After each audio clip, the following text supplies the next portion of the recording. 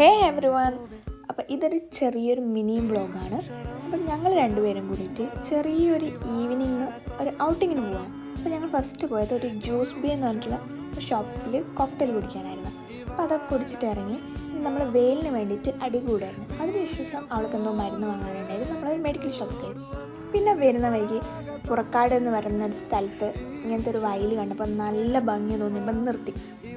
ഞങ്ങളെന്നിട്ട് പിന്നെ കുറേ അവിടെ നിന്ന് ഞങ്ങളുടെ പ്രഹസനങ്ങളായിരുന്നു അവിടെ നടന്നിട്ടുണ്ടായിരുന്നത്. അപ്പം നമ്മൾ അവിടെ നിന്ന് കഴിഞ്ഞിട്ട് ഇറങ്ങി നമുക്ക് വീട്ടിലെത്തണം. വീട്ടിൽ വേറൊരു സർപ്രൈസ് ഉണ്ട്, നമ്മൾ ഫ്രിഡ്ജിൽ വെച്ചിട്ടുണ്ടായിരുന്നു.